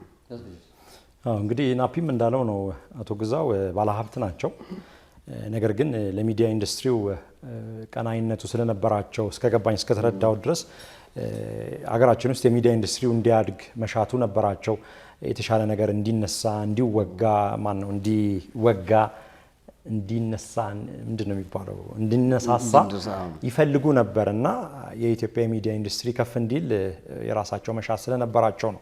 ታዲያ የኪነ ጥበብ ባለሙያዎችንም ነግሩምንም ነሱራፌልንም ሲወስዱ በሙያቸው እንዲሰሩ እሳቸው በገንዘባቸው እነሱ በእውቀታቸው አንድ ላይ ሆኖ ጥስቅ ያለ በቃ ህዝብ ፊት ለፊት የሚወጣ ሚዲያ ለማድረግ ነው አላማ አድርገውም እንግዲህ የተነሱትና ቀስ በቀስ ግን ያካሄዶች ስተት ያለ ይመስለኛል በአንድም በሌላ መንገድ። ጋሽ ግዛው በጣም መልካም ሰው ናቸው። በነገራችን ላይ ልክ ናፒም እንዳለው እኔም ላመሰግናቸው ወዳለሁ። በገባይ ልክ እንግዲህ ብዙ ነገራቸውን የግል ንብረታቸውን ሁሉ ሸጠው ሚዲያውን እንግዲህ ረጅም ጊዜ ያቆዩበት ሁኔታ አለ። ብዙ ነገሮች ይወሩ ነበር ከጀርባ የሚታወቁም የማይታወቁም። እሱ ውስጥ አሁን ዲቴል ውስጥ አልገባም። ነገር ግን በአንድም በሌላ መንገድ እንግዲህ ሁነኛ የሚዲያ እንግዲህ ወይ መሪ ያልተገኘ ይሆናል። ብዙ ጥፋቶች እንግዲህ የጠፉበት ሁኔታ አለ። ሚዲያው ቀስ በቀስ እንግዲህ እየተዳከመ ሊሄድ ነው። እንደው አንድ ላይ ሊጠቅልለውና ወደ መጨረሻዎቹ አካባቢዎች ምን ሲሆኑ እንደነበረ ወደ መጨረሻ አካባቢ ማለት ነገሮች እየተበለሻሹ መሄድ ጀመሩ። ተስፋ ነበረ ይተስተካከላል፣ ወደ ቦታው ይመለሳል፣ አሻም ላይ ትንሽ ነገሮች ከተሰራ የበለጠ ሚዲያውን ማውጣት ይቻላል የሚል ነገር ነበር። ነገር ግን ያነዛ ሁሉ የታቀዱ ነገሮች ሳይሆኑ የቀሩበት ሁኔታ አለ። ወደ በኋላ ላይ እንግዲህ በነገራችን ላይ መንግስት ነው ይሄንን ጣቢያ የዘጋው የሚለው መላምቶች አሉና በጣም ስተት ነው። እስከሚገባኝና እስከተረዳሁት እስከማቀው ድረስ መንግስት በፍጹም አልዘጋውም። ነገር ግን መንግስት ሊዘጋው ወይም ደግሞ መንግስት አይን ውስጥ ሊገቡ ያስቻለበት መንገድ ሂደቶች ነበሩ። ወደ በኋላ ላይ ስናይ አሁን ትልቁ ነገር በጣም አሻም ይታይ የነበረው ወደ መጨረሻ አካባቢ አመታት ዜና ነው። ዜና ክፍል በጣም ዜና ይታይ ነበር። አሻም ዜና ዘላርጀር ፓብሊክ በጣም ቁጭ ብሎ አሻምን ያይ ነበር።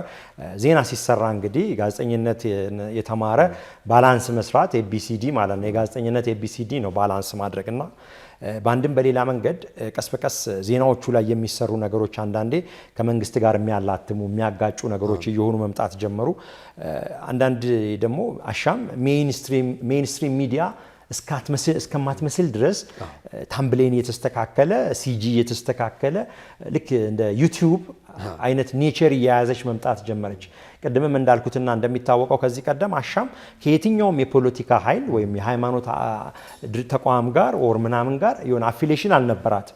ሚዛናዊነት፣ ባላንስ መስራት፣ በቃ አርቲስቲክ የሆነውን ነገር መልካም ነገሮች፣ በጎ ነገሮች ነበሩ።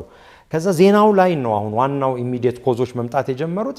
እነዛ ነገሮች እንግዲህ ከመገናኛ ብዙሃን ባለስልጣን ጋርም በአንድም በሌላ መንገድ እርስ በርስ መመካከር፣ ደብዳቤ መጻጻፍ፣ ባንዴም ሲጽፉም አላየውም በተደጋጋሚ ሲመጡ የነበሩ ነገሮች እና በጣም ወደ በኋላ ላይ እንደውም የሆኑ አካላት ማውዝ ስፒከር እስከ መምሰል ድረስ የፕሮፓጋንዳ ማሽን እስከ መምሰል ድረስ ሁሉ የመሰለበትና እኛም ከወጣም በኋላ አሻም እንዲህ መሆኗ ቅር ሲያሰኘን ነበር። ምክንያቱም ሚዛናዊነት፣ ባላንስ አንዳንዴ ይህን ዜና ምናምን ባላንስ ለማድረግ ደውለናላቸው ስላላነሱ ምናምን ተብሎ ልክ እንዴት ነው የምዕራቡ ዓለም ሚዲያዎች ሲኤንኤን፣ ቢቢሲ በለው የዲፕሎማቲክ ኮረስፖንደንት ማለት የዲፕሎማቲክ ማህበረሰቡ ከዲፕሎማቲክ ማህበረሰቡ ባገኘነው መረጃ መሰረት ብለው ዜና ይሰራሉ። አንዳንዴ ያው ባላንስ አላደረጉም እንዲባል እና መጨረሻ ላይ ያልሆነ ነገር መሄድ ጀመረ። ብዙ ነገሮች አሉ እንግዲህ ከግብር ጋር የተያያዘ የገቢዎች ቢሮ ጋር የተያያዘ የብዙ ዓመት ግብር ያልተከፈለ በጣም ሚሊየንስ አለ። ከሰራተኞች ይቆረጣል እንግዲህ ፕሮቪደንት ፈንድን የጡረታ ፔንሽንን ጨምሮ። ነገር ግን ከሰራተኞች የሚቆረጠው ገቢ አይደረግም። ብዙ ነገሮች ማንሳት ይቻላል። መጨረሻ ላይ መኪኖች እስከ መወረሱ የደረሱበት ሁኔታ አለ። ብዙ ነው ታሪኩና ብዙ ነገሮችን ማነሳሳት ይቻላል። ብዙ ሰራተኞች የስራ ልምድ አልተጻፈላቸውም። አሁን ክስ የሄዱበት ሁኔታ አለ። ብዙ ልጆች ስራ ለመቀጠር እየፈለጉ የስራ ልምድ አልተሰጣቸውም። 5-6 ዓመት ብዙ ዓመት ከዛም በላይ የሰሩበት የስራ ልምድ ማግኘት ደግሞ መብት ነው። ያ ደግሞ ከምን ጋር ይያያዛል? በአንድም በሌላ መንገድ ከግብር ጋር የተያያዙ ጉዳዮች ብዙ ኬዞች አሉና ብዙ ልጆች አሁን ሆስቴጅ ሆነው ቁጭ ያሉ ልጆች አሉ። የስራ ልምድ የትኛው መስሪያ ቤት ሲቀጥር ቢያንስ 2 ዓመት የስራ ልምድ ይጠይቃል። የሰሩበት ደግሞ አልተሰጣቸውም እና ብዙ ልጆች አየር ላይ ተንሳፈፉ። የሚዲያ ሰው ደግሞ ዩቲዩብ ላይ የሚጫኑ ስራዎች ላይ ዶክመንቱ ወደ ኋላ ፋይል አድርገህ ማሳየት ትችላለህ። እሱም የለም። የተሰሩ ስራዎች በዩቲዩብ ላይ ቅድም እንዳልነው በፕራይቬት ተደርገዋል። ማስረጃው በወረቀት የለህም። ስለዚህ መስራታችንን ያየው ሰው ነው እንጂ ሊናገርልን የሚችለው ኦሬዲ በወረቀት ደግሞ ከሌለ ልምድ በጣም አስቸጋሪ ነው የሚሆነውና እነዚህ ነገሮች እና ብዙ ሌሎች ያላነሳሳናቸው የሚታወቁም የማይታወቁም የነዛ ሁሉ ሰም አፕ አግሪጌት የሆኑ ውጤቶች ድምሮች እንግዲህ አሻምን እንግዲህ ወደዚህ ደረጃ ያደረሰበት ሁኔታ አለ። ግን ምንድነው አቶ ግዛው እንግዲህ የራሳቸውን ጥረት አድርገዋል ሚዲያውን ለማዳን ለማስተካከል ምናምን። ነገር ግን ምናልባትም አንዳንዴ በየዋህነት የምታደርጋቸው ነገሮች ባካሄድ ስህተት ምናምን ሚዲያውን እንግዲህ ለዚህ የዳረገበት ሁኔታ አለና እኔ በጣም ነው ያዘንኩት የማዝ ነው። ምክንያቱም አሻም ቤታችን ነች። አሻም የሰራንባት ናት አይደለም እኛ የራሳችንን ጠጠር ያሳረፍንባትና የዛ ቤት አንድ አካል የስጋችን አንድ አካል እንደጎደለ ያህል ነው የተሰማኝ ነው በግሌምና ከኢትዮጵያ ኢንዱስትሪ የሚዲያ ኢንዱስትሪ ስትጠፋም ጉድለት ነው የሆነ ጎዱልነት ነው የሚሰማንና እንደ አጠቃላይ ስታዩን በአንድም በሌላ መንገድ ሶሻል ሚዲያው እንግዲህ ሜንስትሪም ሚዲያውን ያዳከመበት ሁኔታ አለ። ፕላትፎርሙ ተቀይሯል። 1986 ቦጋለ የፕራይቬት ባንክና ፕራይቬት ሚዲያ እኩል ነበር ኢትዮጵያ ውስጥ ስራ የጀመሩት። ዛሬ ፕራይቬት ሚዲያዎች የት ናቸው ስትል ፕራይቬት ባንኮች የት ናቸው ስትል ዛሬ ሰማይ ጠቀስ ፎቆች አሉባቸው። የሚዲያ ኢንዱስትሪ በጣም አስቸጋሪ ዲስኮርስ ነው ያለውና በአንድም በብዙ መንገድ የሚጠቀስና ያሻም መጨረሻ እንዲህ መሆን አሳዝነኛል። አሁን ላይ ብዙ ሚዲያዎች እንደ አሻም እየሄዱ ታውቃለህ። አሻሞች የነበሩበት ጊዜ ላይ ብዙ ሚዲያዎች ሁሉም ሰው ጋዜጠኛ ሆነ፣ ሁሉም ሰው ምናምን ሆነ ሲባል ነበር። አሁን ናሁም አንዱ ነው እንግዲህ በሶሻል ሚዲያ ስላለ ብቻ ነው እንጂ ሌሎች በጣም በርካታ ሚዲያዎች አሉ። አሁን ሚዲያው ከአየር ላይ እየወረደ በጣም ጋዜጠኛ ስርዓት የሆነበት ብዙ ሰዎች አሁን ዩኒቨርሲቲ ላይ ራሱ ጋዜጠኝነትን የማይመርጡበት እንዴ ልትሆን እንደ ቴሌቪዥንና ሬዲዮ እንዳለ እኮ ከአየር ጠፍቷል ምናምን እየተባለ እንግዲህ በአንድም በሌላ ጆርናሊዝሙና አክቲቪዝሙም ተጣርሷል። አርቲስቱ ሁሉ ጋዜጠኝነቱን ወርሶ ምናምን የሚባሉ ነገሮች አሉና እና ፒንዶ በዚህ ሚዲያ ውስጥ ብዙ ጊዜ ቆይተሃልና ያ ድሮ የነበረው ነገር አሁን እየጠፋ ነውና እንደው ትዝብት ምንድነው? ምን መደረግስ አለበት በእነኚህ ሚዲያዎች ዙሪያ ምናምን ታለ በተለይ የግሎቹ እንግዲህ ለህዝብ የምናቀብለውን ነገር ተጠንቅቀን የምንሰራውን ስራ ትኩረት አድርገን በደንብ ዝግጅት ያለበት ስራ ሊጠቅም የሚችል ለትውልድ ለምሳሚውም ሊጠቅም የሚችሉ ስራዎች ላይ ትኩረት አድርጎ መስራት ከአሻም መማር አለባቸው ብላለሁኝ። ታሪክ የሚሆን እስከዛሬ ድረስ ያነሱታል። አሁን የገነነ መኩሪያን በደንብ አላነሳ ነው እንጂ ገነነ መኩሪያ በርካታ ሰዎች እስካሁን ድረስ እንትን የሰራችሁት የአንበሳው ታሪክ የጠጅ ቤቱ ታሪክ የእንትኑ ታሪክ እስካሁን ድረስ እና እንደዚህ ውስጥ ሊቀር የሚችል ስራዎች ላይ መስራት ይኖርባቸዋል። ባለሙያን ማከበር ይጠበቅባቸዋል። ዋናው ባለሙያ ማከበር ነው። አንዱ ባለሙያ ሲቶ እነሱ አሉ አይደል እንዴ፣ ሁለተኛው ሲቀርቶ እነዚህ ያሉ አይደል እንዴ በሚል አይደለም። ሁሉም የራሱ መክሊት አለው።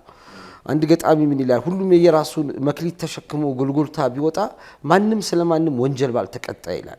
እና እኔ ጋር ያለ አቅም ቦጋስ አንተ ጋር አይኖርም። አንተ ጋር ያለው እኔ ጋር የለም። እኔ ጋር ያለው ፋንታውን ተስፋውን ጋር የለም። እና ሁላችንም የራሳችን ነገር አለ፣ የራሳችን ከለር አለና አንድ ሚዲያ ለህዝብ የምናቀብለው ነገር እያንዳንዳችን የምናዋጣበት ስራ ነው እና አንዱን ትተው አንደኛውን ይዘህ ልትሰራ የምትችላል። እሱ ከሆነ ቅድም እንዳልከው የለብ ለብ ስራ ፋንትሽም እንዳለው የአክቲቪስቱና ምኑ ነው ተቀላቀለበት ያለው ነገር ነው የሚፈጠረውና በባለሙያ ማመን ሚዲያዎች የሚዲያ አመራሮች በባለሙያ ማመን አለባቸው። ከፕሮዳክሽን ከሎኬሽን ከዳይሬክተሩ ከሆስቱ ከልብሱ ከምኑ ከእያንዳንዱ ዘርፍ ላይ አምነውበት ለዛ ባለሙያ ክብር ሊኖራቸው ይገባል። ከዛ እሱን ይዞ ነው እንጂ ዛሬ አሁን እንግዳ ጋባዡም አንዱ ሰው ቦታውንም አንዱ ሰው እንትኑንም አንዱ ሰው ጽሁፍን የሚያወጣው አንድ ሰው ምናምን ይሆንና አንድ ካሜራማን ይደቀንና እንትን ሲሆን ታያለህና አዲስ ፈጠራ አታይበትም። እና በባለሙያ የሚያምን ሚዲያዎች ቢኖሩ የተሻለ ስራ ይሰራሉ ብዬ አምናለሁ። ለባለሙያው ትኩረት የሚያደርጉ እድል ካለ እንግዲህ በቃ ይሄን ነው የምለው። እንግዲህ ይሄ ራሱን የቻለ ቶፒክ ነው ባይዞ በሌላ ኤዲሽን ራሱ ብንወያይበት ደስ ይለኛል። አሁን ላይ ያው ጋዜጠኝነት አደጋ ውስጥ የገባበት ዘመን ላይ እንገኛለን። ሜንስትሪም ሚዲያዎች ወይም ሚዲያ ፕላትፎርሙ ተቀይሯል። በአጠቃላይ ሜንስትሪም ሚዲያው የተዳከመ የመጣበት የሚመስልበት ሁኔታ ነው ያለው። በተለይ ደግሞ የግል ሚዲያዎች ማለት ነው በአንድም በሌላ መንገድ በብዙ ምክንያት ሊጠቀስ በሚችል ሁኔታ ዛሬ እንግዲህ ሲቲዝን ጆርናሊዝም ወይም የዜጋ ጋዜጠኝነት እንግዲህ አንድ ሰው አንድ አንድሮይድ ፎን ካለው ምናልባትም ኢንተርኔት አክሰስ ካለው የሆነ ሶሻል ሚዲያ አካውንት ካለው ቁጭ ብሎ ሁሉም ራሱን ጋዜጠኛ ነኝ የሚልበት ዘመን ላይ ደርሰናል እና ጋዜጠኝነት ራሱን የቻለ ሙያ ነው፣ ራሱን የቻለ ሳይንስ ነው፣ የራሱ የሆኑ መርሆዎች አሉት። ለምሳሌ አንድ እኔ ሜንስትሪም ሚዲያ ላይ እንደሚሰራ ሰው ኃላፊነት የሚሰማኝ ሰውና አንድ ፌስቡከር ወይም ቲክታከር ወጥቶ እኩል ልናወራ አንችልም። ቢኮዝ ሞር ኃላፊነት ይሰማሃል አንተ ለእያንዳንዷ ለምታወራት ለምትናገራት ነገር ዊዝ ፉል ሪስፖንሲቢሊቲ ነውና ነገሮች በጣም የተቀያየሩበት ሁኔታ ነው ያለውና እንደውም በቃ ይሄ የድሮ አይነት የተለመደው አካሄድ ምናልባት አዲሱ ፕላትፎርም ለምን መጣ አይደለም፣ ግን ዘዌ የምንጠቀምበት እየተተገበረ ያለበት መንገድ በጣም ጥሩ ነገሮች እንዳሉት ሁሉ በዛው ልክ ታውያ ስህተት የሆነበት ነውና ሚዲያ ሜንስትሪም ሚዲያ በጣም የግል ሚዲያ እንግዲህ ትኩረት ሊሰጠው የሚገባበት ሁኔታ አለ። ጋዜጠኝነት አሁን በጣም እየተዳከመ የመጣበት ቅድምም ስንል እንደነበረው ሁሉም እየተነሳ ጋዜጠኛ ነኝ የሚልበት ዘመን የደረስንበት ዘመን፣ አርቲስቱም እንበለው ሌላውም እየተነሳ የጋዜጠኛን ሞያ ሪስክ ማለት ፉል እንትኑን የሚወስድበት ነጠቃ ምን ተፋ በለው። በዛው ልክ ታዲያ ጋዜጠኛውም ተጠያቂ መሆን አለበት። ጋዜጠኛውስ ምን ያህል ራሱን አብቅቷል፣ ከዘመኑ ጋር ሄዷል። ይሄ ማለት ባረጀ ባፈጀ አይነት ነገር በአዲስ አይነት መልክ ልትሄድ አትችልም እና ራሱ ጋዜጠኛውም ተጠያቂ ነው ለዚህ ጉዳይ። በዛው ልክ ደግሞ አሁን ቴክኖሎጂው ያመጣውም እንግዲህ በረከትም ጣጣም በዛው ልክ አለ። ነገር ግን ጋዜጠኝነት አደጋ ውስጥ የገባበት ሁኔታ አለ። ራሱ ሜንስትሪም ሚዲያ ላይ የሚሰሩ ጋዜጠኞች አሁን በቃ ወደ ጎን ገሸሽ የተደረጉ ሌሎች ጋዜጠኛ ያልሆኑ አንዳንድ አዋቂ መሳይ አላዋቂዎች ቦታውን የተቆጣጠሩበትና ምናልባትም እንደ ሀገርም በጣም የሚያሳስበኝ ነገር አለ። አሁን እኛ ሾርትከት ነገሮችን የምንወድበት ሰው ዘለግ ያለ እውቀት የሚያስጨብጥ አእምሮን የሚያሰፋ አስተሳሰብን፣ አተያይን፣ አመለካከትን ከፍ የሚያደርግ ነገርን ጥላቻ የመጣበት በቃ ሾርትከት አጫጭር ነገሮች የቲክታክ ፕላትፎርም አሁን የመጣበት ሾርት ቪዲዮ ማየት ጽሁፍ እንኳን ስትሰጥ ሰው ዘለግ ያለ ጽሁፍ ማንበብ አፒታይቱ የለውም። ከላይ ወይ መግቢያውን ያነባል ከታች ኮንክሉዥኑን እንደዚህ አይነት ነገር ውስጥ እየደረስን ነውና ወዴት እየሄድን ነው? ምን እየሆንን ነው? ለልጆቻችንስ ምንድነው የንባብ ባህላችን ምናምን የሚለው ነገር ያሳስባል። እና በቃ ሾርት የሆኑ ነገሮችን እየወደድን የመጣንበት ነገር አለና በጣም ብዙ የሚያሳስቡ ነገሮች አሉ። ቦጋላ እንግዲህ በዚህ ላይ መገናኛ ብዙሃን ባለስልጣንም ብዙ ነገሮችን የቤት ስራ ይጠብቀዋል ብዬ አስባለሁ። እንግዲህ የአንድ ሚዲያ መዘጋት ብዙዎች የሚሊዮኖች ድምጽ መዘጋት ነውና እንግዲህ በቁጭት አሻምንም ብዙዎች የሚያነሱት በዚህ ምክንያት ነውና ሌሎቹም የቀሩትም ወደዚሁ እንዳይሄዱ የሚመለከታቸው አካላት ሁሉ የራሳቸውን ሚና እንዲወጡ ጠይቃለሁ። አሻም ሲነሳ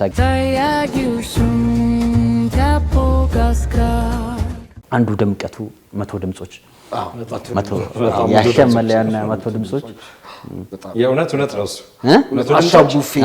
አሻቡፌም ራሱ የእሁዱ መዝናኛ ፕሮግራም ከተለያዩ ካምፓኒዎች እየሄድን ነበር። ሆስቱ እንትን ውስጥ ስቱዲዮ ውስጥ ቆሞ ሳይሆን የሚያስተዋውቁ ፕሮግራሙን የሚያስተዋውቀው ሆስቶቹ ሌሎች ሰዎች ናቸው። ወፍጮ ቤቱ ትዝ ይለኛል። ወፍጮ ቤት እንትን የሚል ሰውዬ ከዚህ ቀጥሎ ደግሞ እንትን አንተ ታቀርብላችኋለች እያለ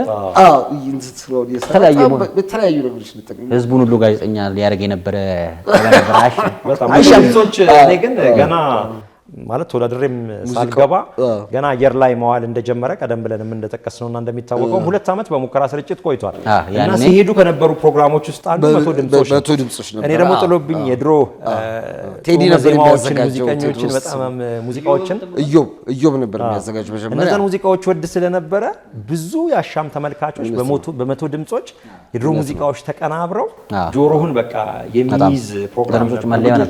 ግን ጠይቄ እኔም ከገባው በኋላ አሻም ያልተመለሰልኝ ያው ለምን 100 ድምጾች ተባለ ብዬ አንድም ሰው ሳይነግረኝ እስከዛሬ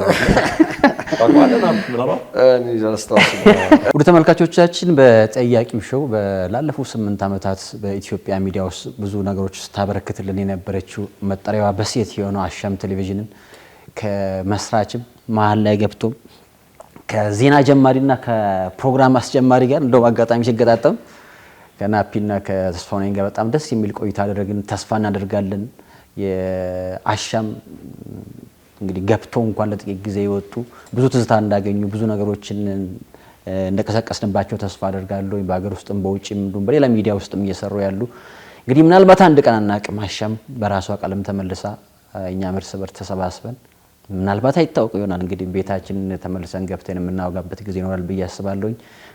ሌሎች እንግዲህ ያልተነሱ የአሻም ወጎች ካሉ በሩ ክፍት ነው። ከዚህ በኋላም ከሌሎች ጋዜጠኞች ያልተነሱ ኮዲህ ሳታነሱ የምትሉት ነገር ካለ አሁንም ተገናኝተን ማውጋት እንችላለን። የአሻም ጨዋታ ነበረ። ጤና ይስጥልኝ።